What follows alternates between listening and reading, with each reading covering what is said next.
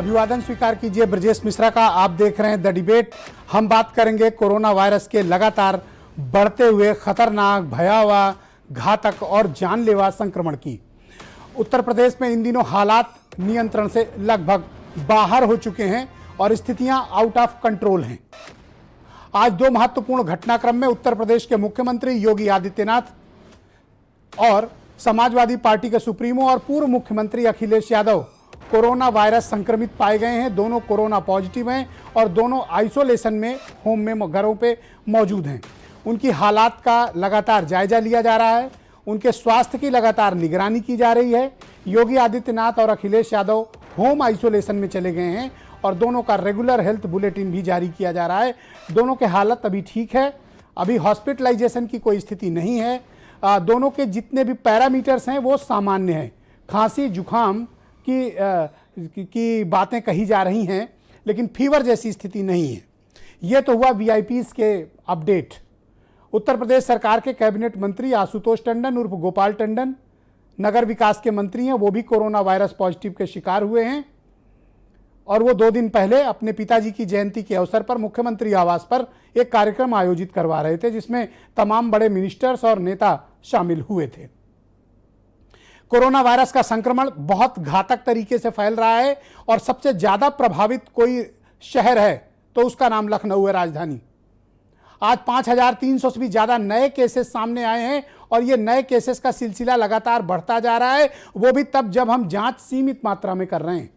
सीमित जांचों के बावजूद लखनऊ, वाराणसी, प्रयागराज और कानपुर, ये उत्तर प्रदेश के 70% केसेस अकेले इन्हीं 4 जनपदों से आ रहे हैं। बाकी जगह 200, 300, 400 केसेस निकल रहे हैं, वहां भी जांचें बहुत सीमित हैं और वो भी एंटीजन टेस्टिंग है, जिनकी प्रामाणिकता हमेशा संदिग्ध रहती है। कोरोना वायरस से मरने वालों की संख्या में लगातार इजाफा हो रहा है, हालात बिगड़ रहे हैं, टेस्टिंग हो नहीं रही है। प्राइवेट लेबोरेटरीज में हालत बहुत खराब है। बहुत मुश्किलों के बाद लाइनों में लगकर प्राइवेट लेबोरेटरीज में किसी तरह कुछ जांचें हो पा रही हैं, वो भी सीमित मात्रा में, क्योंकि तमाम शहरों में प्रशासन ने प्राइवेट लेबोरेटरीज पर शिकंजा कस रखा है कि तुम जांच सीमित मात्रा में करोगे। लिहाजा बड़ी तादाद में लोग अपनी जांच नहीं करा पा रहे हैं। होम घरों से सैंपल कलेक्शन बंद है।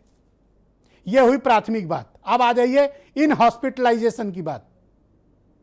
अगर आप कोरोना वायरस से गंभीर ग्रसित हैं, आप या आपका कोई परिजन, तो उत्तर प्रदेश में इस वक्त इन 4 शहरों में बेड उपलब्ध नहीं है। आप कितनी भी सोर्स लगा लें, कितनी भी सिफारिश करा लें, कितने भी ताकतवर आईएएस अफसर को जानते हो, आईपीएस को जानते हो, मिनिस्टर्स को जानते हो, या मुख्यमंत्री कार्यालय में भी आपका कोई जानने वाला है, तो भी इस वक्त वो आपकी मदद नहीं कर पाएगा।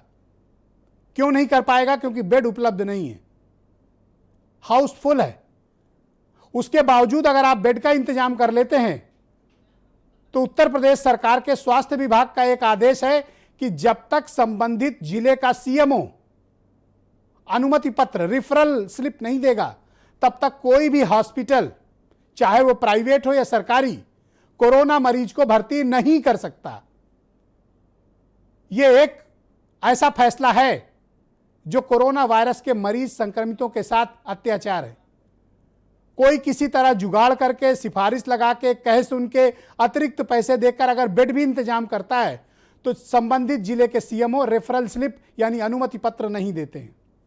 जांच आप करेंगे नहीं, हॉस्पिटल की क्षमता आप बढ़ाएंगे नहीं, मरीजों को आप भर्ती करेंगे नहीं, और कोई अगर भर्ती होने का अरेंजमेंट कर ले तो आप अनुमति पत्र नहीं दोगे, और दुर्भाग्यवश आपके किसी प्रियजन की मौत हो जाती है, तो लखनऊ के शमशान घाट भी हाउसफुल हैं।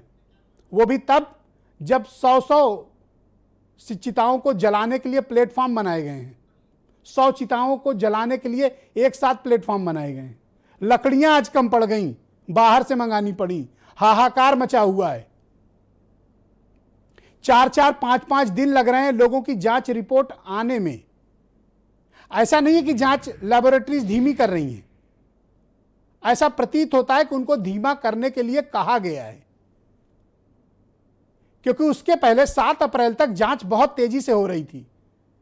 जैसे ही 6-7 अप्रैल से नंबर ऑफ केसेस बढ़ना शुरू हुए, कोरोना पर चर्चा शुरू हुई वैसे ही प्रशासन ने प्रतिबंध लगाने शुरू कर दिए। शायद यही कारण है कि उत्तर प्रदेश में कोरोना का संक्रमण बेहद घातक तरीके से फैल गया और आज हालात नियंत्रण से बाहर हैं।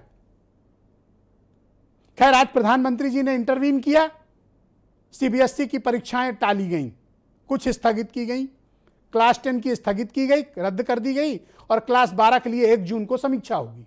लेकिन उत्तर प्रदेश में बोर्ड एग्जाम को लेकर, जो दुनिया का सबसे बड़ा बोर्ड है, जहां 68 लाख बच्चों को इम्तिहान देना है, उत्तर प्रदेश के हमारे प्यारे बच्चों को, उसको लेकर अभी उत्तर प्रदेश सरकार ने कोई फैसला नहीं लिया है। भारत सरकार परीक्षा रद्द कर सकती है, टाल सकती है, लेकिन उत्तर प्रदेश की सरकार विचार करने तक को तैयार नहीं है। ये हालात हैं। इंजेक्शन उपलब्ध नहीं है। आज सरकारी हवाई जहाज भेजकर कुछ इंजेक्शन मंगवाए गए ताकि जाने कुछ बचाई जा सके। उत्तर प्रदेश के 50 से ज्यादा सीनियर आईएएस ऑफिसर लखनऊ में कोरोना से संक्रमित हैं।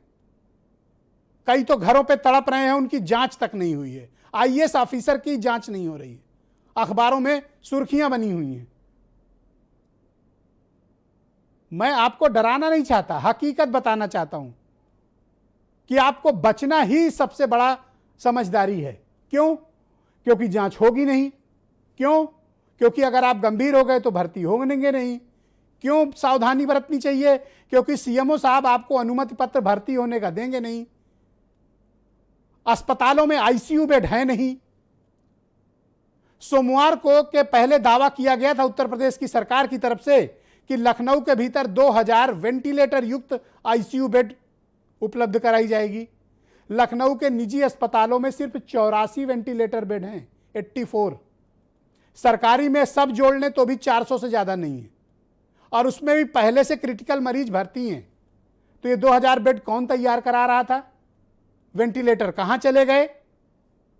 प्रश्न तमाम खड़े होते हैं। अधिकारियों की लापरवाही, टीम 11 की अदूरदर्शिता, कोरोना वायरस के डबल म्यूटेंट के प्रति हमारी लापरवाही, जनता को जागरूक न करना, जनता की खुद की लापरवाही, रिसोर्सेज का सही इस्तेमाल न करना और कोरोना से निपटने के लिए सही नीति का न होना आज हमारे समक्ष तबाही के रूप में खड़ा है। और यह कोई सामान्य विपत्ति नहीं है बहनों भाइयों, यह एक महाविपत्ति है जिसने हमारे और आपका जीवन खतरे में डाल दिया है, हमारी नई पीढ़ी का जीवन खतरे में डाल दिया है।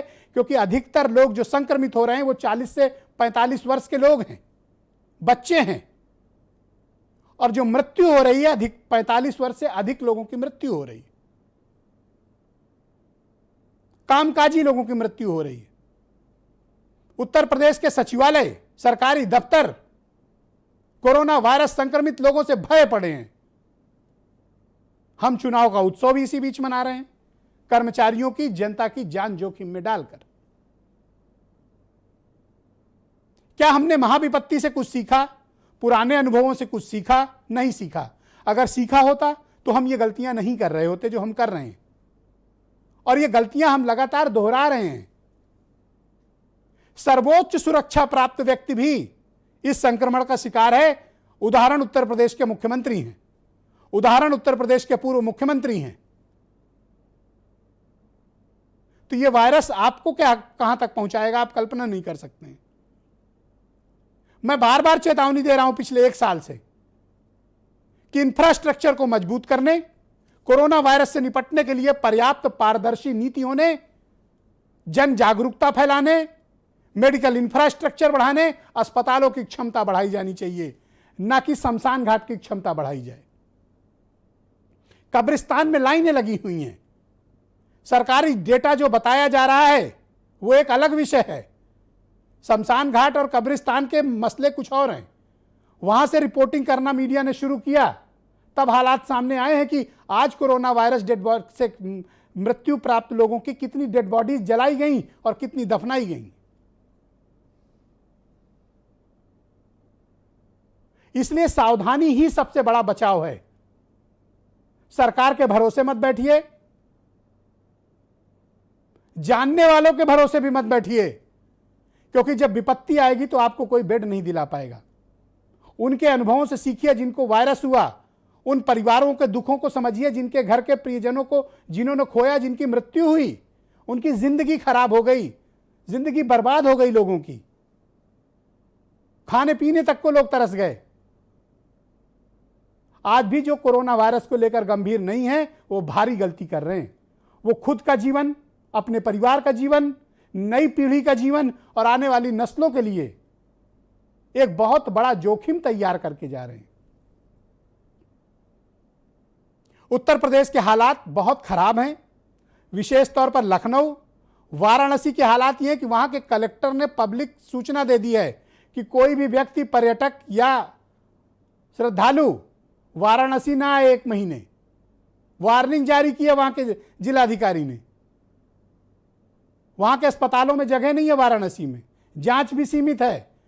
प्रयागराज, कानपुर, यही हालात है, लोग तड़प तड़प कर मर रहे हैं। एक एक सांस के लिए संघर्ष चल रहा है।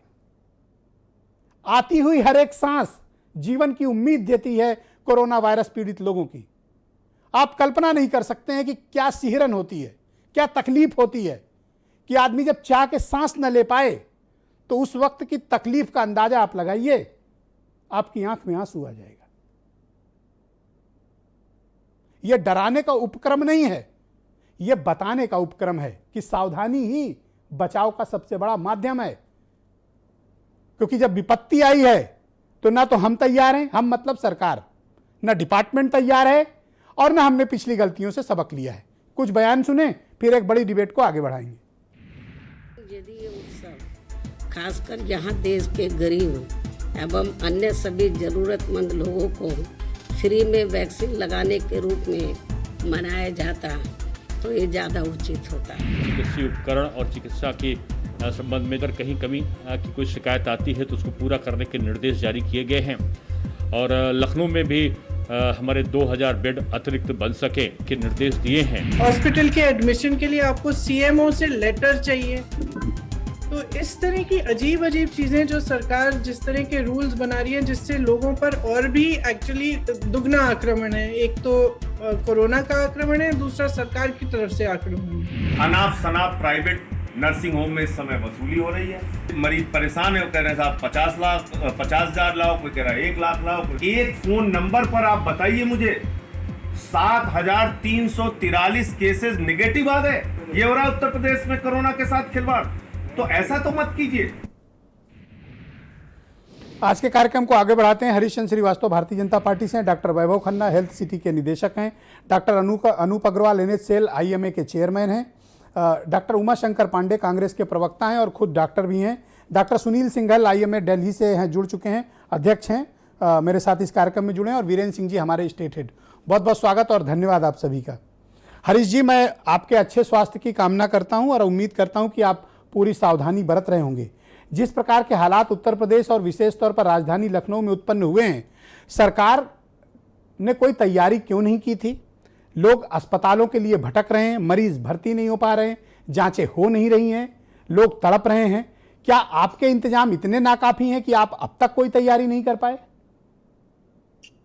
ब्रजेश जी, कौन ये उम्मीद कर रहा था जब पूरी दुनिया ये सोच रही थी कि कोरोना का जो संक्रमण अब समाप्ति की तरफ है, इतनी तेजी के साथ दोबारा ये दूसरी लहर इसकी आएगी, इसकी कोई परिकल्पना किसी के पास थी क्या?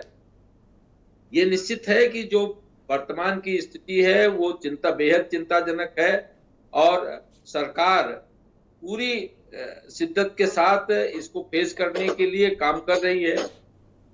और ये बात भी सही है कि जब एकदम से इतने संक्रमित मरीज आते हैं तो अस्पतालों की जो व्यवस्थाएं हैं, जो मेडिकल कॉलेज की व्यवस्थाएं हैं, वो निश्चित रूप से कम पड़ जाती हैं। व्यवहारिक समस्याएं निश्चित रूप से सबके सामने हैं।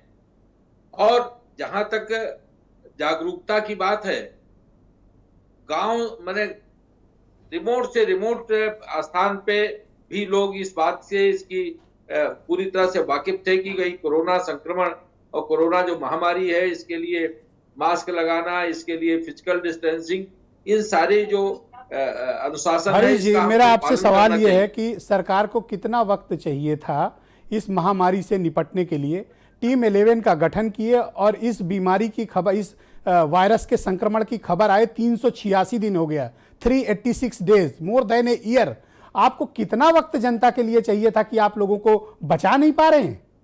देखिए ब्रजेश जी, जनता को सरकार ने प्रयास किया था, इसीलिए एक जो पहला दौर आया कोविड संक्रमण का, उसमें कोविड को कंटेन करने में उत्तर प्रदेश को भारी सफलता मिली। और मैं यही कह रहा हूं कि पूरे प्रदेश को ये जब लग रहा था, और पूरे प्रदेश को नहीं, देश दुनिया को ये लग रहा था कि अब कोरोना संक्रमण समाप्ति के हरीश जी, कहीं नहीं लग रहा था। ये आप लोगों को किसी ने गलत जानकारी दी है। पूरी दुनिया दूसरी तीसरी पीक झेल रही थी, पूरा अमेरिका, पूरा यूरोप, ये आपको कोई गलत जानकारी दे रहा है।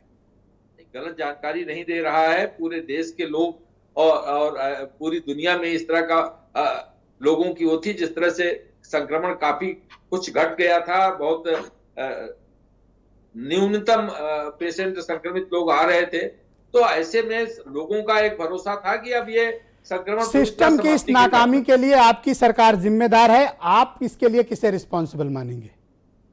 देखिए, सिस्टम में जो व्यवस्थाएं हैं, आप मुझे बताइए कि ठीक है कि ये समस्या है, सरकार जिम्मेदार है, सरकार को लोगों को चिकित्सा सुविधा मुहैया कराना, लोगों को संक्रमण से बचाव कराना, ये सरकार की जिम्मेदारी है, नैतिक रूप से जिम्मेदारी है। लेकिन जो संसाधन उत्तर प्रदेश में मौजूद हैं, जितना वो एक्सपेंड हो सकते हैं, कोई अस्पताल हो, आज हरीश जी, लखनऊ में ऑक्सीजन उपलब्ध नहीं है, आपको पता है? क्षमता, आवश्यकता की आधी ऑक्सीजन मिल रही है, ब्लैक मार्केटिंग हो रही है, 3 गुना कीमत पे मिल रही है। निजी अस्पताल ऑक्सीजन के लिए तरस रहे हैं। नहीं ब्रजेश जी, वो संभव है, लेकिन उस ऑक्सीजन की व्यवस्था के लिए भी सरकार ने व्यवस्था की, और जहां तक बेड है, जितना मैक्सिमम संभव है, सरकार ने उसको बढ़ाने के लिए दिशा निर्देश भी दिए, बढ़ाए भी। अब ये बात अवश्य है कि कोई भी अस्पताल हो, उसकी एक क्षमता होगी कि उसको कितना आप एक्सपेंड कर सकते हैं, और आप वो सारी व्यवस्था कर दे तो भी आप डॉक्टर कहां से लाएंगे, पैरामेडिकल स्टाफ कहां से लाएंगे? यही बात तो आपसे मैं जानना चाहता हूं कि आपकी सरकार ने प्रेस नोट जारी किया और कहा 2000 वेंटिलेटर युक्त आईसीयू बेड लखनऊ में 24 घंटे में बनाएंगे। क्या वेंटिलेटर किसी किराना स्टोर में मिलता है या टेंट हाउस में? देखिए 4000 क्यों गलत बयान दिया गया, लखनऊ के लोगों को भरमाया गया? 4000 वेंटिलेटर कहां है? 2000 वेंटिलेटर सक्रियता से काम कर रहे हैं। 4000 वेंटिलेटर उत्तर प्रदेश में कहां काम कर रहे हैं? लखनऊ में सिर्फ 84 बेड मौजूद हैं आईसीयू के वेंटिलेटर के, 84 ओनली निजी अस्पतालों में। प्राइवेट में भी 400 टोटल है, उसमें भी क्रिटिकल मरीज पहले से एडमिट हैं। आप कह रहे हैं हम 2000 लगा दिए, 4000। अरे लोग मर रहे हैं हरीश जी, मानवता भी तो होनी चाहिए ना भाई। मानवता ही नहीं, हम तो पूरी नैतिक जिम्मेदारी के साथ सरकार पूरे नहीं ले रहे हैं आप जिम्मेदारी। नहीं, ऐसा नहीं है ब्रजेश जी। देखिए, आपके सिटिंग कैबिनेट मिनिस्टर को पत्र लिखना पड़ा कि जांच नहीं हो रही है, देखिए मरीज भर्ती नहीं हो रहे हैं। कोई कर सकता है, और कैबिनेट मिनिस्टर जनप्रतिनिधि है, उनके क्षेत्र की समस्या थी, और सिस्टम में अगर कहीं खामी है तो उन्होंने उसको रेखांकित किया, वो जनता के पास जवाबदेह हैं। शुक्रिया आपका। करेंगे, कोई भी करेगा जी।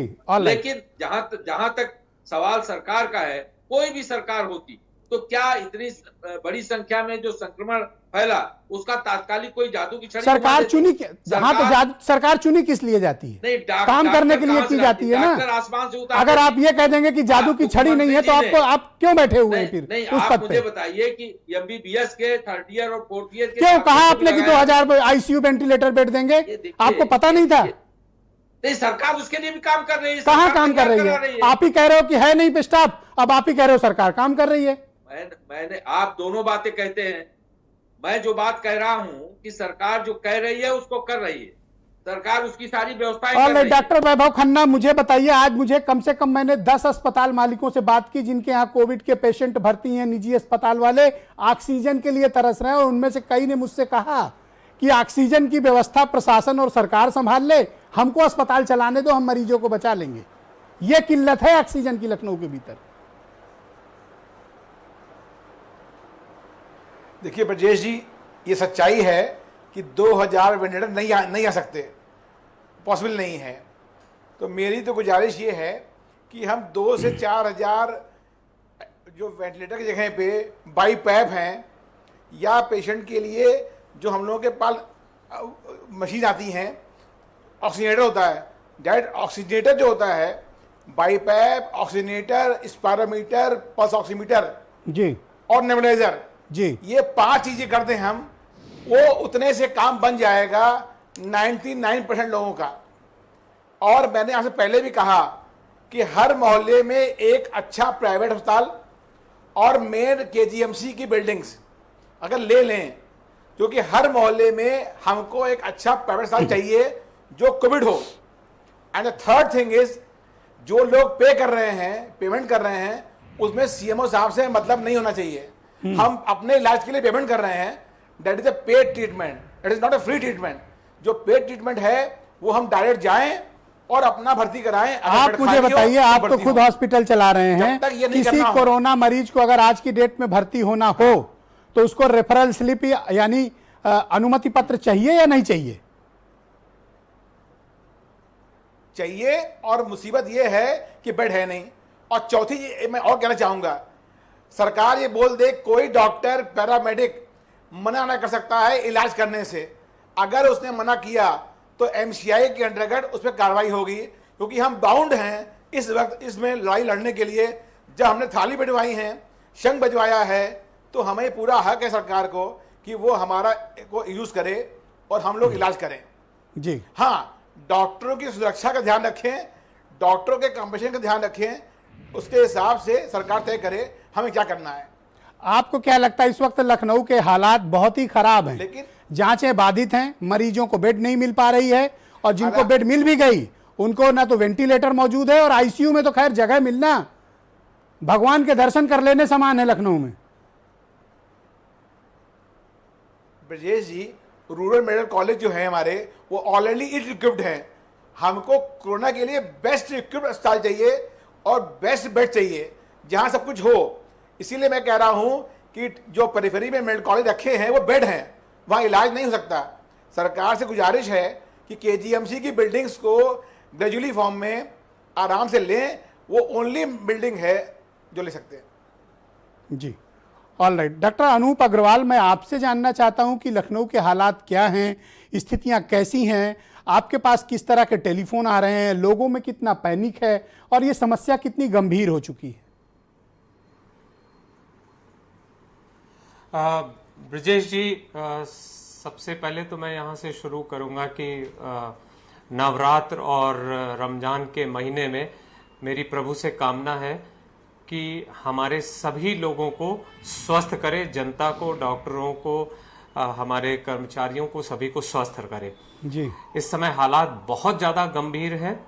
आपने अपने शुरू में बताया, बेड, ऑक्सीजन, दवाइयाँ अवेलेबल नहीं है। एक पॉइंट आपने कहा जो बहुत इंपॉर्टेंट है और जिस पे मैं आपको बताना चाहूँगा कि जो सेंट्रलाइज सिस्टम बेड एलोकेशन का है वो बहुत गलत है, उसको रोकना पड़ेगा। अगर हम इसको डिसेंट्रलाइज कर दें, जो सीएमओ का रेफरल सिस्टम है, तो इस समय जो लोग अस्पताल के बाहर एम्बुलेंस में मर रहे हैं वो शायद बच जाएं। तो इस सिस्टम को तुरंत एबॉलिश करने की जरूरत है। जिस व्यक्ति को जहां भी बेड मिल रहा है कोविड अस्पताल में, वो जाए और अपना एडमिशन लेके तुरंत इलाज करा ले। हालात ये है कि रेफरल सिस्टम के कारण स्लिप मिलने में 4-4 दिन लग जा रहा है, मरीज घर पर भर्ती है और कुछ नहीं काम हो रहा है। दूसरी एक बड़ी प्रॉब्लम आ रही है कि बहुत सारे मरीजों में आरटीपीसीआर निगेटिव आ रहा है जबकि वो कोविड है। अब उनकी मुश्किल है, ना तो नॉन कोविड में भर्ती हो रहे हैं ना कोविड में भर्ती हो रहे हैं। आई थिंक इको कर रही है आवाज। जी जी, आप बोलते रहे, हम आपको सुन पा रहे हैं, तब तक ये तकनीकी बाधा दूर कर लेंगे। ओके, तो वो एक बड़ी समस्या आ रही है कि आरटीपीसीआर निगेटिव है जबकि मरीज को कोविड है, उसकी सांस फूल रही है, उसका 90% है, उसको भी बेड नहीं मिल रहा है क्योंकि नॉन कोविड अस्पताल भी सारे भरे हुए हैं। जी, इंजेक्शन रेमडेसिविर के लिए मेरे पास दिन भर में 10 बार फोन आते हैं कि डॉक्टर साहब कहीं से 2 वायल मिल जाए तो मेरे मरीज की जान बच जाए। और मैं आपको बताऊं कि मेरे पास सिवाय नॉर्मल आइवरमेक्टिन और ये सब जो दवा उपलब्ध कराने के अलावा मेरी क्षमता के बियॉन्ड है कि मैं किसी को ऑक्सीजन दिला पाऊं, रेमडेसिविर दिला पाऊं या कहीं भी बेड दिला पाऊं। और पूरे दिन सिर्फ इसी के लिए बेड आता है। और मैं स्वयं कांपता हूं कि अगर बीमार हो गया और बेड की जरूरत होगी तो कहां जाएंगे, कैसे बचेंगे, या खुद ही वीगो लगा के इलाज करेंगे। तो मुझे लगता है कि इसमें कोई दो राय नहीं कि बहुत तेजी से ये फैल रहा है, बहुत कंटेजियस वायरस है जी।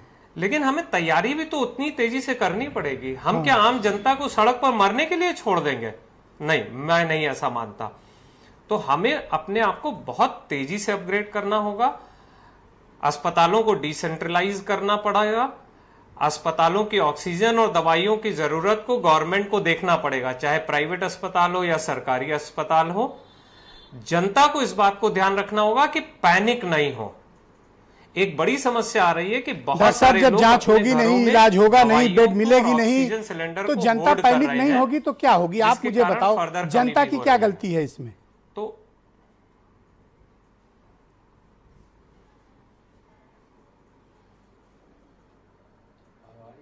ओके, मैं आपको वापस कनेक्ट करने की कोशिश करूंगा। डॉक्टर सुनील सिंघल जी मुझे ज्वाइन कर चुके हैं दिल्ली से। डॉक्टर सिंघल, बहुत शुक्रिया आपका। मैं एक रिपोर्ट पढ़ रहा था, वो जो रिपोर्ट बताती है, जिसका जिक्र अभी कर रहे थे हरीश जी, बीजेपी के प्रवक्ता, कि दुनिया में पता नहीं था किसी को। फैक्चुअल रिपोर्ट मौजूद है कि फरवरी के महीने में महाराष्ट्र के विदर्भ क्षेत्र में डबल म्यूटेंट आइडेंटिफाइड हुआ था, जिसको इंडियन वेरिएंट के तौर पर जाना गया। उसका क्लासिफिकेशन भी हुआ, उसके बारे में जानकारी भी दी गई, और यह भी उस वक्त बताया गया कि यह बहुत तेजी से फैलने वाला वायरस है। यह डबल म्यूटेंट हुआ है, बहुत तेजी से फैल रहा है, हमें इस पर सावधानी बरतनी चाहिए थी, लेकिन उस वक्त इसको अंडरप्ले किया गया। आज वो इतनी घातक रूप से देश भर में फैल चुका है कि हम स्थिति को नियंत्रण नहीं कर पा रहे हैं। इस बात में कितनी सच्चाई है? देखिए ब्रजेश जी, जो ये वायरस का म्यूटेंट है नया है, काफ़ी घातक है और काफ़ी यंग लोग जो हैं उनको ये अपनी चपेट में ले रहा है। जहाँ तक तैयारी का सवाल है, तैयारी तो मुझे नहीं पता कि बाकी स्टेट्स में कैसी है, पर दिल्ली में तो तैयारी अच्छी थी और अभी भी लोगों को बेड्स भी मिल रहे हैं और बेड सरकारी अस्पताल में खाली भी हैं। हालांकि कुछ दवाइयों की वजह से दिक्कत आ रही है, बट इसमें मैं मेन कारण बताऊंगा आपको कि अगर वायरस में म्यूटेंट था भी, तो वायरस का बचने का जो उपाय है वो है हमारा मास्क लगाना, हमारा सोशल डिस्टेंसिंग मेंटेन करना और हैंड सैनिटाइजेशन। मैं कहूँगा कि थोड़ी सी लैक्सिटी हम लोगों के पार्ट पे या एक आम जनता के पार्ट पे आई कि हमने ये सोचा कि हमें वैक्सीन लग गया है और हमारी इम्यूनिटी आ गई है, अब ये वायरस चला गया है और इस वायरस के चले जाने की वजह से अब हमें ये बीमारी नहीं होगी और लापरवाही होने लगी। मुझे आप बताइए डॉक्टर सिंघल कि क्या अर्ली वार्निंग जो फरवरी में हमें मिली थी, हमने उसे इग्नोर किया? नहीं, हम देखिए प्रिपेयर्ड थे, पर इतना ज़्यादा इसका प्रकोप आ गया, मुझे इतना जम्पशन नहीं था। हालांकि जो स्टैटिशियन हैं उन लोगों ने कहा था कि भाई ये अप्रैल और मई में इसका प्रकोप ज़्यादा आएगा, तो तैयारियां तो थीं, लेकिन इतना ज़्यादा आएगा मुझे इतना अनुमानित नहीं था। और नहीं, ये तो अनुमान भारत सरकार ने कर लिया होगा ना कि जब सिंगल म्यूटेंट इतनी तेजी से फैल रहा है तो डबल म्यूटेंट तो और तेजी से फैलेगा। इस बात का तो अंदाजा एक सामान्य व्यक्ति भी कर सकता है। देखिए, जितने सोर्स रिसोर्स हमारे पास हैं, जितने सरकार के पास हैं, सरकार पूरी कोशिश कर रही है कि हर एक मरीज को इलाज मिले, वैक्सीनेशन मिले, और लेकिन हम लोगों की एज ए नागरिक जिम्मेदारी है कि हम मास्क लगा के रखें, सोशल डिस्टेंसिंग। सर, आपने कहा कि सरकार सबको दे रही है। मैं ये पिक्चर आपको दिखाना चाहता हूं। एक कोरोना वायरस पेशेंट है, उन्होंने हमें ये तस्वीर भेजी है कि वो उनको संक्रमण हुए लखनऊ में 5 दिन हो गए, 5 दिन से वो व्यक्ति संक्रमित हैं। स्वास्थ्य विभाग से उनको आज पहली बार कॉल आई और स्वास्थ्य विभाग के कुछ लोग आज ये 3 दवाएं उनके घर के बाहर फेंक कर भाग गए। ये 3 दवाएं, अब ये कौन सी, एक तो पैरासीटामॉल लग रही है, एक जिंक लग रही है, एक का मुझे पता नहीं है। ये 3 दवाएं दरवाजे पर फेंक के भाई साहब स्वास्थ्य विभाग वाले भाग गए।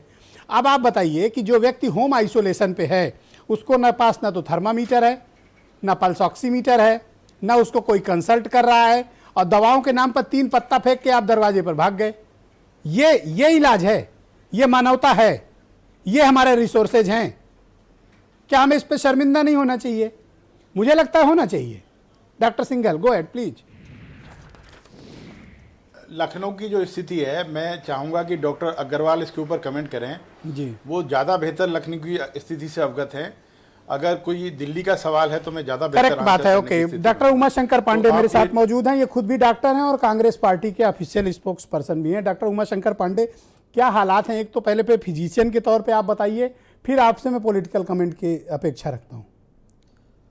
देखिए ब्रजेश जी, स्थिति बेहद भयावह है और जिस तरीके से पॉजिटिविटी रेट को घटाने के लिए सरकार आंकड़ों को छिपा रही है, टेस्टिंग रेट को कम कर रही है, वो बेहद गंभीर विषय है। यानी कि ये सरकार अपनी ही जनता को मारने के लिए छोड़ रही है, केवल अपना चेहरा बचाने के लिए कि देखिए कोरोना की संख्या कम है।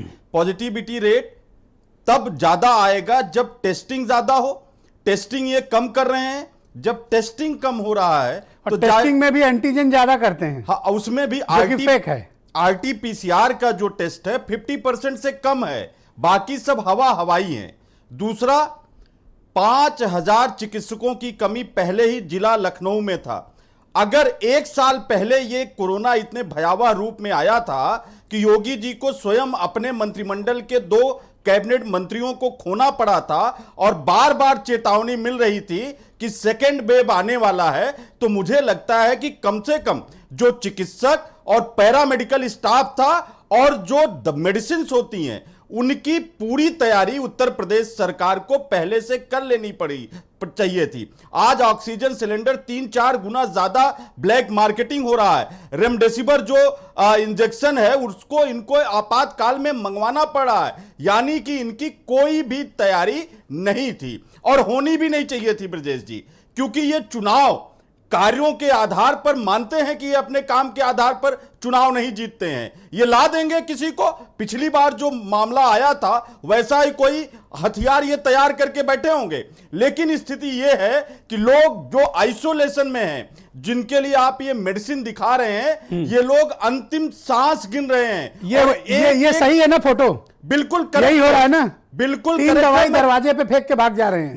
वो भी 3-4 दिन बाद आ रहे हैं। 5वें दिन पहुंचे हैं। लखनऊ की बात, बिल्कुल गोमती नगर की बात है। बिल्कुल यही बात है कि कई दिन बाद पहुंच रहे हैं और ये पैरासीटामॉल जैसी मेडिसिन दे के चले जा रहे हैं। और रेमडेसिविर, कितना ये घनघोर लापरवाही का विषय है ब्रजेश जी। पर आज जहाज भेज के मंगवाया तो है सरकार ने। नहीं मंगवाया वो तो अलग बात है। दूसरा, उसको प्राइवेट अस्पताल वाले यूज करें, इसके लिए डीएम से परमिशन चाहिए और डीएम हाफ डीएम है वो।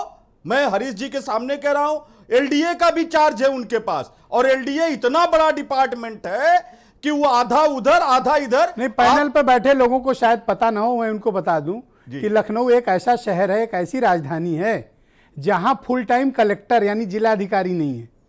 ये कितना, वो भी इस पेंडेमिक के सिचुएशन में ब्रजेश जी, कि जहां पर आप कह रहे हो कि डीएम से परमिशन लेना है इस इंजेक्शन के लिए, रेफरल के लिए, और डीएम आधा लखनऊ के हैं आधा एलडीए के हैं। आप कर लीजिए। अच्छा, तो डॉक्टर भी हो, ये बताओ कि ये डबल म्यूटेंट था, फरवरी में विदर्भ में आइडेंटिफाइड भी हुआ था, महाराष्ट्र में।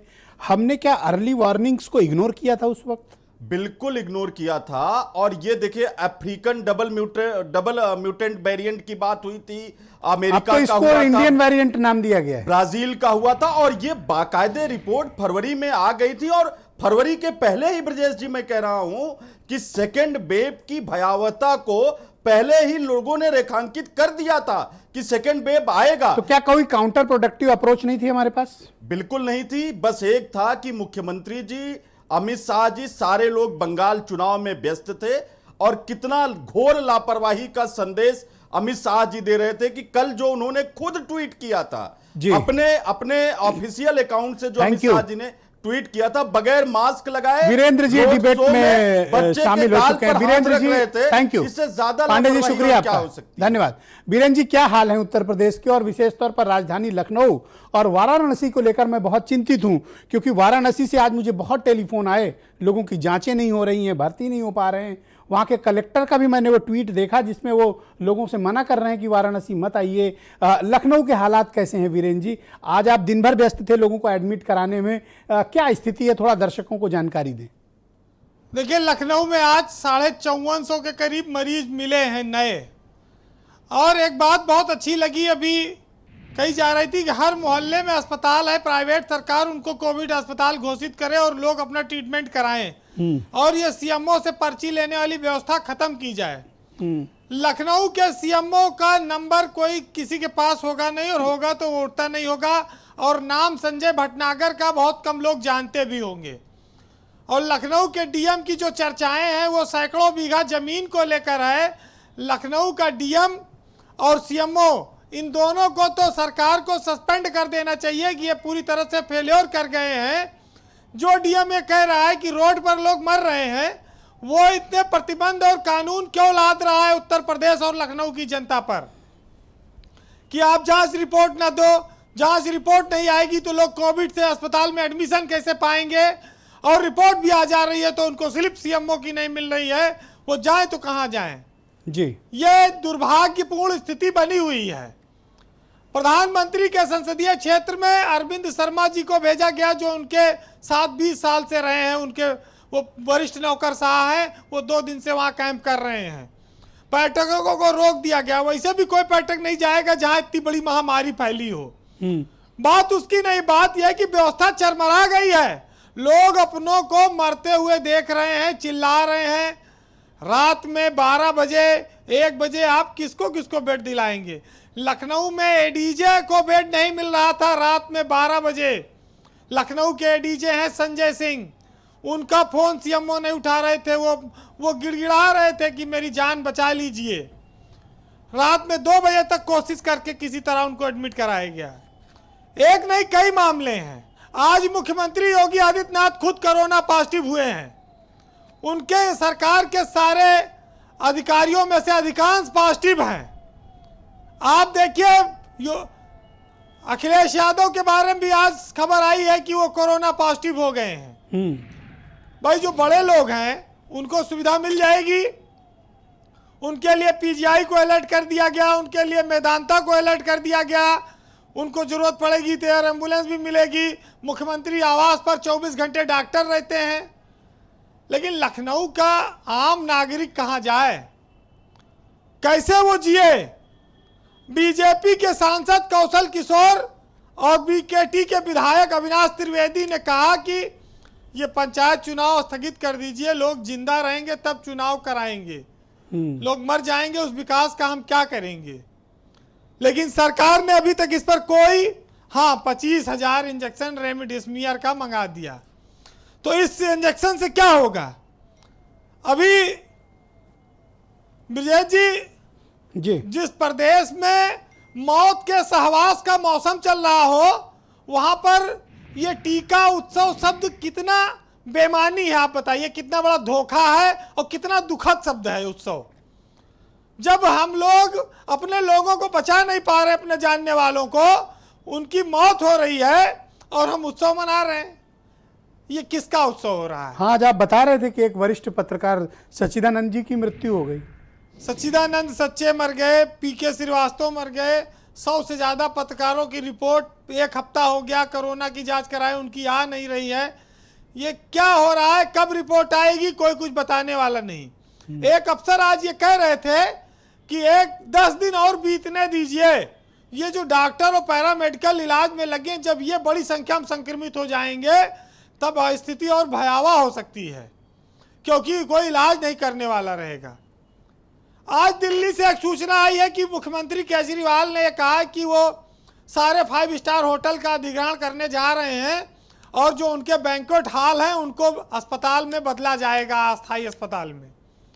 ये एक अच्छी पहल है और एक अच्छा उदाहरण है यूपी के लिए भी कि यहाँ पर भी होटलों के जो बैंक्वेट हॉल हैं उनको अस्पताल बनाया जा सकता है। अरे यहाँ तो अभी इस बात की जांच चल रही कि जो पहले कोविड अस्पताल चल रहे थे वो बंद कैसे हो गए, जो 250 बेड वाले थे वो 100 बेड पे कैसे, कम क्षमता कैसे हो गई। अभी मैंने देखा कल जांच बिठाई है सरकार ने इस बात की। यहाँ जो था वो है नहीं, अब नया क्या देंगे यहाँ पे। और आपको बताएं कि यूपी में जो पीसीएस और आईएएस अफसर हैं, तो ये खासतौर से जो पीसीएस से प्रमोट है आईएएस, इनको कोई पूछने वाला नहीं है। ये तो रो रहे पत्रकारों से, कह रहे हैं हमारे लिए कुछ इंतजाम करा दो, हमारी पत्नी हमारे बच्चे सब संक्रमित हैं। इतनी बुरी दशा है, इतने लोग परेशान हैं, उनको मौत नाचती हुई सामने दिखाई पड़ रही है। क्या होगा इस प्रदेश का, कैसे ये संभलेगी ये विपदा, ये आपदा, ये कैसे कंट्रोल होगा, कुछ समझ में नहीं आता। जी वीरेंद्र जी, सरकार के दावे पर उसको पुख्ता करने के लिए भाजपा के प्रवक्ता की मजबूरियां हो सकती हैं, लेकिन सच्चाई को तो बोलना पड़ेगा उनको भी और सबको भी, और सुनना पड़ेगा। देखिए, कहा जाता है कि डॉक्टरों का जो पैसा होता है वो लोगों के दुखों पर फलता और फूलता है। लोग जितना दुखी होंगे, परेशान होंगे, डॉक्टर की उतनी कमाई होगी, उतना उसका अस्पताल चलेगा। आज तो डॉक्टर भी हाथ खड़े कर दिया है, डॉक्टर भी भगवान को मना रहा है। केजीएमयू के 100 डॉक्टर हमारे संक्रमित हैं। अब किसको फायदा होगा, किसका रुपया काम आएगा, किसका सोर्स काम आएगा, किसकी ताकत, किसका बाहुबल, सब फेल हो गया है। अब घर में बैठिए, वही इलाज है। अच्छा, आज हम आप अस्पताल पर और बेड पर चर्चा कर भी रहे हैं, लेकिन सोशल मीडिया में एक चीज चल रही है कि भाई जब हमने जिंदगी भर लड़ाई मंदिर मस्जिद और हिंदू मुसलमान के लिए लड़ी है, तो हम सरकार से बेड और अस्पताल की अपेक्षा क्यों कर रहे हैं? वो रातों रात चमत्कार क्यों करेगी? हमको जो चाहिए था वो तो दिया ना उसने। अब आप ये बात तो मानना पड़ेगा आपको। जी वीरेंद्र जी, कंक्लूड करें। देखिए, बच्चों का भविष्य तो बर्बाद हो रहा है, परीक्षाएं टाली जा रही हैं, लोगों की जिंदगी बर्बाद हो रही है। क्या ये जनसंख्या नियंत्रण करने का कोई फार्मूला है, कानून व्यवस्था है, कोई वायरस है? सरकार कितने मात्रा में इसको बर्दाश्त करेगी? ये चीजें बड़ी भयावह हैं। एक सप्ताह 10 दिन आने वाला शायद और कठिन होगा हम लोगों के लिए। जिंदगी बहुत प्यारी है, लोग अपने घरों में रहें, ना निकलें, एक हफ्ता 10 दिन और बर्दाश्त कर लें तो शायद कुछ चैन टूटे, कुछ लोगों की जान बचाई जाए। आज चिकित्सा व्यवस्था पर शोर मचा हुआ है, तमाम सारे उदाहरण हैं, लेकिन अधिकारियों पर यह सरकार कार्रवाई नहीं करती है। एक अभिषेक प्रकाश जो बदनाम अफसर है, वो लखनऊ का जिलाधिकारी 1.5 साल से बना हुआ है।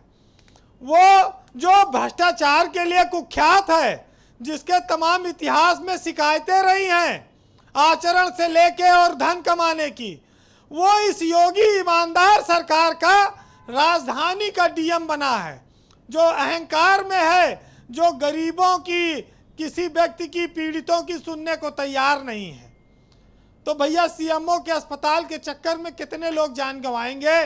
सरकार खोल दो दरवाजा, जो जहां एडमिशन पावे लेने दो, क्योंकि अब और कोई रास्ता नहीं बचा है। ये प्रतिबंध हटा लो, लोगों की जान बचा लो, और कोई रास्ता नहीं है। जी वीरेंद्र जी, बहरहाल हम लोगों को आज गुलजार साहब ने 4 लाइनें लिखी हैं। मैं वो बात कहूँगा कि शहरों को यूं वीरान होना कुछ यूं गजब कर गई, और बरसों पड़े गुमसुम घरों को आबाद कर गई। और घर गुलजार सूने शहर, बस्ती बस्ती में कैद हर हस्ती हो गई। आज फिर जिंदगी महंगी और दौलत सस्ती हो गई। बहुत बहुत शुक्रिया वीरेंद्र जी, बहुत बहुत धन्यवाद। हरीश चंद्र श्रीवास्तव जी का रुख करते हैं, भारतीय जनता पार्टी के प्रवक्ता हैं। हरीश जी, मैं आपसे जानना चाहता हूं कि क्या आप ये आश्वस्त करने की स्थिति में हैं, आप मतलब आपकी सरकार, कि उत्तर प्रदेश के लोगों को बेहतर इलाज और बेहतर इंतजामात आप शीघ्र करेंगे ताकि लोगों को बचाया जा सके? आपके पास कोई एक्शन प्लान है, कोई विजन है इस महामारी से निपटने के लिए? ब्रजेश जी, निश्चित रूप से मैं ये कह सकता हूं कि सरकार पूरी प्रतिबद्धता के साथ सरकार अपनी जिम्मेदारी को पूरी करने के लिए कृत संकल्पित है। अभी डॉक्टर साहब, ये जो उनकी जो सलाह थी डॉक्टर वैभव खन्ना से, डॉक्टर वैभव खन्ना की, कि वे स्लिप वाला सिस्टम हटाया जाना चाहिए। मैं इस बात को सरकार तक, प्रमुख लोगों तक पहुंचाऊंगा कि इसको तुरंत रिलैक्स किया जाए, और जो भी सुविधाएं प्राइवेट, चाहे मेडिसिन की हों, चाहे जो गैस, जो ऑक्सीजन को लेकर के जो वैकल्पिक व्यवस्था है, उसको भी तुरंत मुहैया कराया जाए, ताकि लोगों को, ज्यादा से ज्यादा लोगों को इसका लाभ मिल सके और लोगों की जिंदगियां बचाई जा सके। इन बातों को लेकर के मैं, प्रमुख लोग जो हैं सरकार में बैठे, उन तक ये बात पहुंचाऊंगा, और मुझे लगता है कि तात्कालिक रूप से सरकार इस पर विचार करके कुछ न कुछ एक्शन जरूर करेंगे। ओके, डॉक्टर वैभव खन्ना, मैं आपसे जानना चाहता हूं कि आपने एक सजेशन दिया कि लखनऊ जैसे शहर को बचाना है तो केजीएमसी जैसे बड़े हॉस्पिटल जहां 4,500 से ज़्यादा बेड्स मौजूद हैं उसको अधिग्रहित करके हम मरीजों का इलाज तत्काल प्रभाव से शुरू कर सकते हैं। वो स्पेशलाइज्ड सुपर स्पेशलिटी हॉस्पिटल है। और कोई सुझाव आपके पास लखनऊ के लोगों के लिए, क्योंकि जांचें नहीं हो रही हैं सर, तो लोग कैसे जाने कि वो कोरोना वायरस सिम्टम्स आ रहे हैं? लोग कैसे जाने अगर जांच ही नहीं हो रही है तो उसके लिए क्या सुझाव है आपके पास? मैं कुछ बात कहना चाहूँगा। पहला चीज़ है कि सेंटर में अस्पताल बनाया जाए लाइक केजीएमसी, और हर मोहल्ले का अच्छा अस्पताल, सरकार प्राइवेट अस्पताल भी हो, सरकार ले ले, वो कोविड बना दे। थर्ड थिंग ये है, जो रूरल अस्पताल बनाए सरकार ने, मेडिकल कॉलेज बनाए हैं, उसकी इतनी इंपॉर्टेंस नहीं है मरीजों के लिए। फोर्थ थिंग ये है कि जो जांचों का सिलसिला है सरकार खोल दे, लेकिन नंबर बढ़ने से घबराइए नहीं, नंबर तो होगा ही होगा। वायरस अपना रूप बदलता है, हमें समय मालूम है, आज से नहीं सदियों से मालूम है हमको। तो वायरस का तो म्यूटेशन होगा ही होगा, वो बदलेगा। जांचों में पॉजिटिव अब आएंगे, लेकिन हम 100 से ज़्यादा मरीजों को, हम खुद सीरियस लोगों को घर में इलाज करा रहे हैं। ये 5 मशीनों से, रेस्पिरेटर से, स्पायरोमीटर से, बाईपैप से, नेबुलाइजर से, तो हम सिर्फ इतना कहना चाह रहे हैं आपसे कि ऑक्सीजन कंसंट्रेटर से अगर ये व्यवस्था सरकार कर दे, क्योंकि इनकी कमी हो गई है। इस समय ऑक्सीजन कंसंट्रेटर, बाईपैप नहीं मिल रहा है। देखिए, वेंटिलेटर नहीं मिलेगा, और वेंटिलेटर की जरूरत भी नहीं है ज़्यादा, क्योंकि वो आखिरी जरूरत है। लेकिन अगर बाईपैप है, अगर ऑक्सीजन कंसंट्रेटर है, तो हम पेशेंट को मैनेज कर सकते हैं। जरूरत है बेड्स की, अस्पतालों की, और स्ट्रिक्ट ऑर्डर की कि डॉक्टर मरीजों को देखेंगे, पैरामेडिक्स मरीजों का इलाज करेंगे। इसमें कहीं कोई गुंजाइश नहीं है। आप ये इस हक में है कि रेफरल स्लिप जो अनुमति पत्र चीफ मेडिकल अफसर देता है वो व्यवस्था बंद की जानी चाहिए तुरंत। अच्छा, मजे की बात देखिए, हम पेमेंट कर रहे हैं, it's not a free treatment, और हमें चाहिए, स्लिप चाहिए। जब हम पेमेंट कर रहे हैं, सरकार नहीं कर रही है, तो सीएमओ कहां से आ गया? Where is CMO? आप अपने अस्पतालों में या फ्री कर रहे हैं, मान लिया सीएमओ साहब आ गए, लेकिन पेड अस्पताल में सीएमओ कहां? मेदांता में सीएमओ क्यों आ जाए? सहारा में सीएमओ क्यों आ जाए? हेल्थ सिटी में सीएमओ क्यों आ जाएगा? करेक्ट बात है। I do agree with you, completely agree with you. ये जस्ट एक लाल फीता शाही है। डॉक्टर अनूप ने एक बात कही, डॉक्टर वीरेंद्र जी ने बात कही, पांडे जी ने बात कही, बिल्कुल सही बात कही। हमको अब पुराना हो गया, अब आ गया, अब तो आ गया ना वायरस, तो अब तो हमें इलाज करना है। हम क्यों रोएं कि क्यों आया, कैसे आया, अब आ गया है। अब फिलहाल फोकस ये है कि आप इलाज करें, उसकी व्यवस्था करें, ये काम सरकार का है। ऑलराइट, डॉक्टर अनूप अग्रवाल, आप क्या सुझाव सरकार को देना चाहेंगे, जनता को देना चाहेंगे, ताकि हम लखनऊ जैसे शहर को तो बचा पाएं, यहाँ की 40 लाख आबादी को तो कम से कम बचाने की कोशिश करें? देखिए, जनता के लिए मेरा पहला सुझाव यह है कि जिस भी किसी को बुखार, जुखाम, खांसी, गले में खराश हो रही है, वो तुरंत अपने आप को आइसोलेट करे और ये मान ले कि वो कोविड है। क्योंकि जहां तक मैं जानता हूं 99% वो सभी मरीज कोविड निकल रहे हैं। आप टेस्ट भेजें, ट्रीटमेंट टेस्ट का इंतजार करें, रिपोर्ट आने का जो 4 दिन में आएगी, उतने दिन में आप किसी और को फैलाई दे रहे हैं। सभी के पास ऐसे में क्या ट्रीटमेंट करना है, सोशल मीडिया पे, सरकार पे, इंटरनेट पे उपलब्ध है।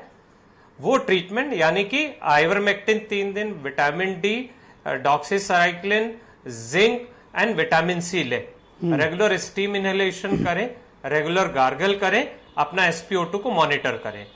तो जो पैनिक आपको हो रहा है कि मुझे है या नहीं है कोविड, आप मान लीजिए कोविड है, नंबर 1 बात। दूसरी बात, अनावश्यक रूप से घर से बाहर मत निकलें, बच्चों को मत निकलने दें, किसी को भी नहीं निकले।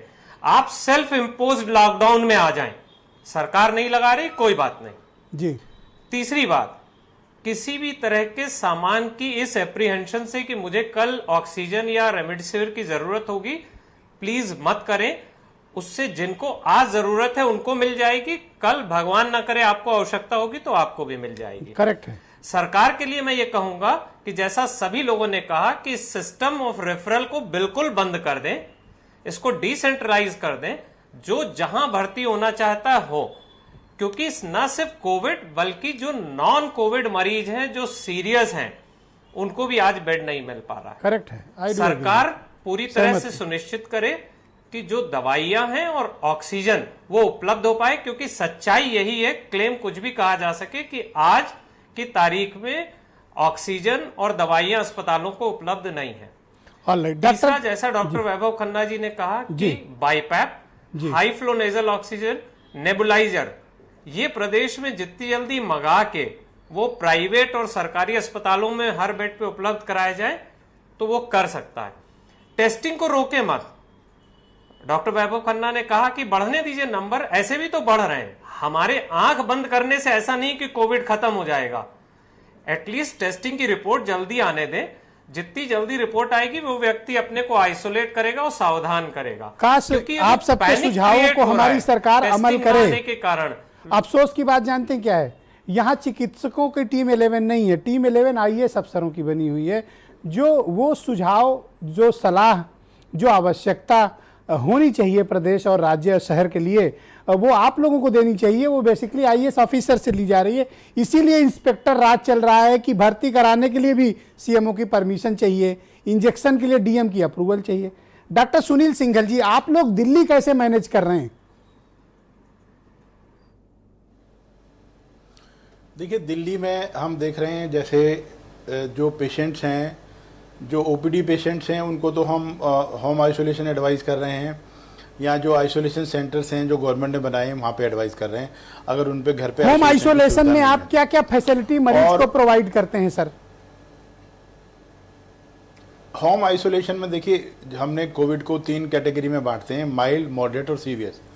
जो माइल्ड केसेस हैं, जिनमें बुखार है, हल्का जुकाम खांसी है, सांस लेने में कोई तकलीफ नहीं है, तो उन मरीजों को हम कह रहे हैं कि वो घर पे रह सकते हैं और उनकी जो टेस्टिंग की सुविधा है वो हो जाती है। और उसके बाद जब भी उनको कोई सांस में तकलीफ होती है, या सरकार ने उनको जो पल्स ऑक्सीमीटर मुहैया कराए हैं, अगर उनको किसी भी क्षण लगता है कि उनकी ऑक्सीजन का लेवल गिर रहा है तो वो तुरंत डॉक्टर से संपर्क कर सकते हैं और उनको अस्पताल में भर्ती किया। क्या आप भी ऐसा करते हैं कि 3 पत्ता दवाई 5 दिन बाद उसके दरवाजे पर फेंक के भाग आते हैं? आपके यहाँ भी ऐसा होता है सर? नहीं, ऐसा एपैथेटिक बिहेवियर अगर कहीं हुआ है तो मैं उसकी निंदा करता हूं और उसमें सुधार आना चाहिए। और एक सिंपैथी तो मरीज के लिए एक डॉक्टर के प्रति, डॉक्टर से या सरकार से होनी चाहिए कि जो बीमार हुआ है वो आदमी उम्मीद करता है कि उसे सरकार से या डॉक्टर से एक सिंपैथी का फैक्टर हो और दवाई और इलाज उसे टाइम पे मिले। और जहाँ तक मॉडरेट केसेस हैं, उनको हम एडवाइस करते हैं कि वो अस्पताल में भर्ती हो जाएं ताकि वो लैंड अप ना हो सीवियर केसेस में। और जैसे कि डॉक्टर अग्रवाल ने, डॉक्टर खन्ना ने कहा, दवाइयों का यूज़ जैसे रेमडेसिविर है जुडिशियसली हो, जिसको ज़रूरत है वो उसको दवाई दी जाए। मैं डॉक्टर्स में भी अपील करता हूँ कि एक स्टॉक ना करें, करेक्ट बात है, और लोग भी इसका स्टॉक ना करें। डॉक्टर उमाशंकर पांडे में प्रियंका गांधी का स्टेटमेंट देख रहा था, वो मुख्यमंत्री के लिए काफी कड़े शब्दों का इस्तेमाल कर रही, बता रही कि वो फेल हो गए। क्या इस विपत्ति काल में ऐसे कड़े शब्दों का प्रयोग ठीक है, आपको लगता है?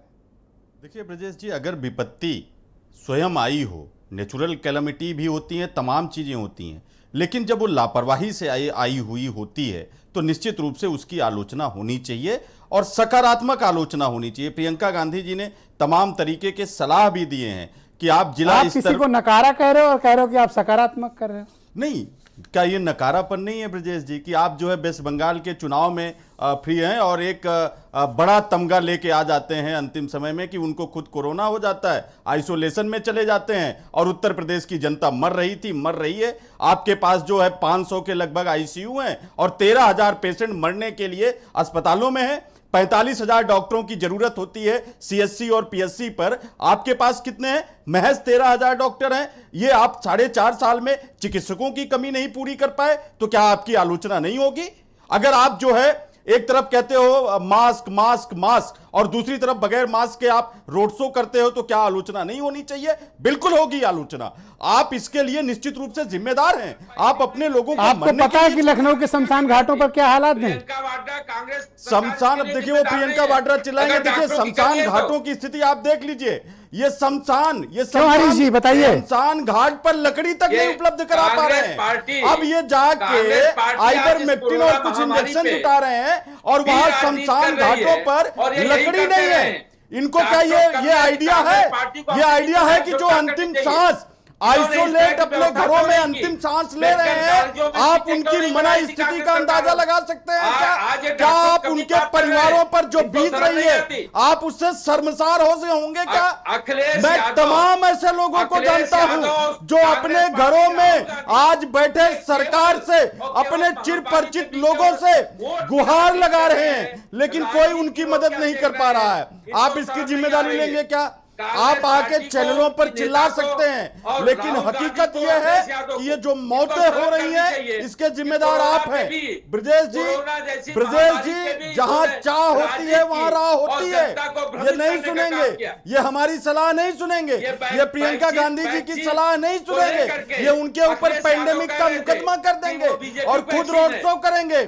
अरे ये जो नकली चेहरा आप लोगों ने लिया है, इससे जो प्रदेश की जनता मर रही है वो निश्चित रूप से उस पाप के आप भागीदार बनेंगे। वो पाप आपके संस्कार में वो पाप दिखाई देगा जो लोगों की आह आप लोग ले रहे हैं। हो गया ना? मैं कोई गलत बात नहीं करता हूं। कहते हैं अपने पापों का प्रायश्चित इसी धरती पर करके जाना पड़ता है। आप सुन लीजिए, पापों का प्रायश्चित यही करके जाना होगा। अरे ऐसे मत फाइट करो, छोड़ दो, रुक जाओ, रुको। अरे क्या कर रहे हो? एक सेकंड रुको। करके जाएंगे। धन्यवाद, शुक्रिया। समय समाप्त हो चुका, बहुत बहुत धन्यवाद। और मैं आप सब विशेषज्ञों का, डॉक्टर साहबानों का बहुत शुक्रगुजार हूं कि आप सब ने अपनी बेहतरीन एडवाइस इस कार्यक्रम में दी ताकि हमारे दर्शक अवेयर हो पाएं। और उम्मीद करता हूं कि उत्तर प्रदेश की सरकार और प्रशासन और हॉस्पिटल मैनेजमेंट से जुड़े हुए लोग भी हमारे विशेषज्ञ चिकित्सकों की बात सुनेंगे, समझेंगे, जानने की कोशिश करेंगे ताकि हम अपने प्रदेश के नागरिकों को बचा पाएं। सरकार को भी इस तरह के आदेश वापस लेना चाहिए कि किसी भी कोरोना संक्रमित मरीज को भर्ती करने के लिए सीएमओ के रेफरल स्लिप यानी अनुमति पत्र की आवश्यकता है। ये एक निहायत अतार्किक, गलत और अत्याचार से परिपूर्ण फैसला है। इस फैसले को तत्काल वापस लिया जाना चाहिए। लोगों की जांचें खोलिए ताकि लोग अपनी जांच कराएं। पैनिक इसलिए हो रहा है क्योंकि जांच नहीं हो रही है। ये बात ज़्यादा तकलीफ देती है लोगों को।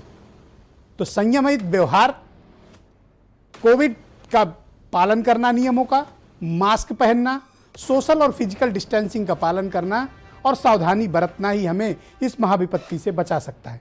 उम्मीद करता हूं कि आप सब इसका पालन जरूर करेंगे। बहुत बहुत शुक्रिया, नमस्कार, धन्यवाद और अपना ध्यान रखिए।